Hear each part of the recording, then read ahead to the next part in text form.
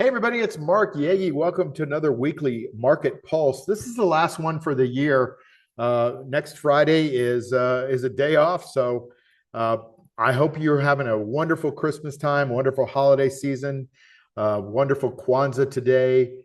Whatever it is you're celebrating, even if you celebrate nothing, celebrate life, celebrate love, celebrate happiness, fun, and joy. That's what it's all about. And I hope you had a great holiday. In any case, thanks for joining me here. Let's go over a couple things. We are green still, and green is good, as they said in Wall Street, the old movie. I think it was Greed, but we're going to talk about green. So the market's green.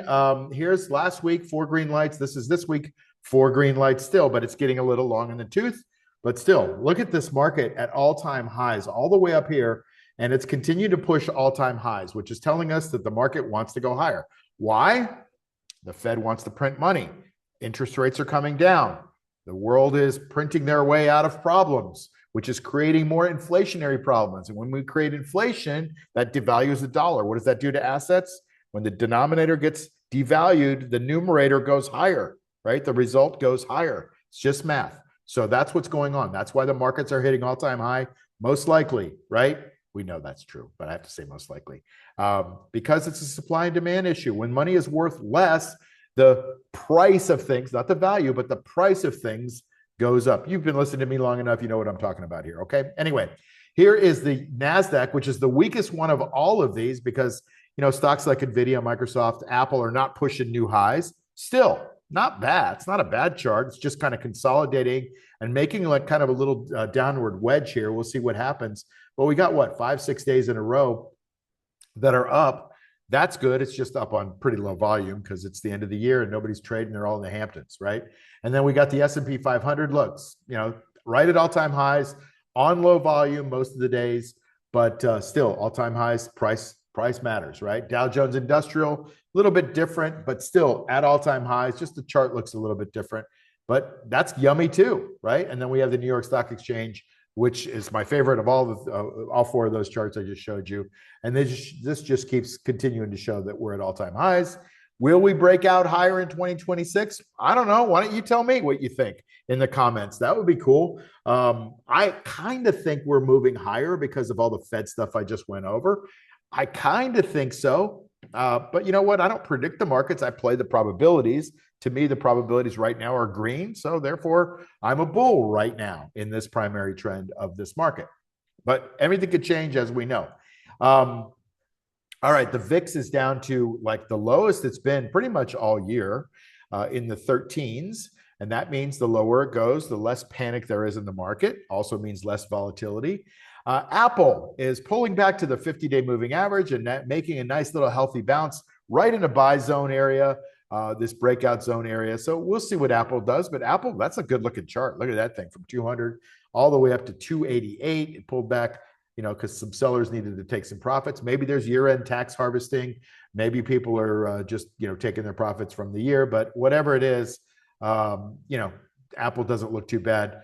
Although I'd like to see a stronger relative strength. That's relative strength rating is now in the 70s. I don't like that, but it's Apple, and they're going to continue to just be a juggernaut, kind of like Walmart was, 30 years ago. Walmart came out, then every place had a Walmart, and now Walmart just continues to churn out sales. Apple's, I think, very similar. AppLovin, which last year was the #1 stock, this year it's been pretty darn good. It's up around the $720 level. It's just past the breakout zone. Excuse me, AppLovin looks pretty good with a nice high relative strength rating. NVIDIA was a little scary. It got me out, but I got out, around 173 because that was my circuit breaker. That's when I set that I was going to get out. I got shaken out right there. And look at it. Wouldn't you know that it goes up? But I don't try to predict stocks. So I'm happy that I stuck with my plan. And you should be too. That was the lesson in today's mastermind call. We talk about sticking to our plans because our plans are supposedly made using an unemotional, proven strategy, and you got to stick to it. You can't be like, oh, it'll come back. It's going down, but it's a good stock. All these things that we tell ourselves, because a lot of times they don't go up continuously, right? They kind of go the wrong direction. Tesla is in a first stage weekly base, but a third stage or second stage sell zone, whatever. Anyway, Tesla hasn't figured out its direction yet, although it's sitting right around those all-time highs. And to me, I'm looking for a spot for Tesla. I don't know exactly when that spot's going to be. It'll probably be too late, but there's a spot to get in where they're going to give you a chance. There's still a little gap on the chart here, another gap on the chart. I think it was down here, yeah, just under 350. Those scare me a little bit, but right now the action is pretty good. 88 relative strength on Tesla. Microsoft, I've got a little position in this one. It's doing a couple of healthy bounces off the 200. It's still under the 50 though. So it needs a little work here to get back to the level where I'm happy owning it. I have a little position. I probably want to buy a little bit more, but right now I can't. SPDR gold shares. This is a gold tracking ETF. All-time highs, gapping up, crazy stuff going on in gold. And that goes back to the beginning of what I was talking about, printing that money. And that's going to go into assets just like that is. But if you want to talk about a crazy asset, look at silver. Silver has gone up just immensely this year, more than doubled. And there's a big gap up here. There's a couple gaps on the chart. To me, silver is great, but it's got some risk associated with it right now. But don't be chasing silver here, please. Don't be chasing it, because I've seen these things turn around and kind of go down 20, 30 points from here just to get back to this $40 level, which is the kind of the consolidation breakout level. All right. Broadcom, I think keep an eye on Broadcom for 2026. To me, this chart doesn't look very good, I got to say. But to me, it looks pretty promising as a long-term chart. We're going to have to evaluate it after the first of the year and see what it looks like. But if it looks like this, we don't want it, right? See, when they go into their 50-day moving averages, everybody, they don't perform well. And so what I always say, a stock living under its 50-day moving average is a stock that I don't want to have. So if they stay under their 50-day moving average too long, I want to be out of them. Because look at this. This thing gapped down here at $375, and it's never looked back. It's down more than 50% from that level. Look, I was in this position for a long time. I was paring the position down as it kind of got later and later. But look, I didn't think it was going to go down to $150 from, 457. And I think it was over 500 during the high last year. So a lot of times they go down much farther than we think, or further than we think.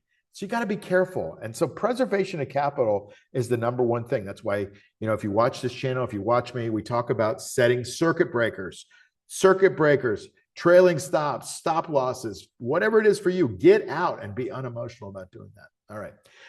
Bitcoin Trust is the IBIT. And you can see this has not been good. It's kind of a reverse check mark, right?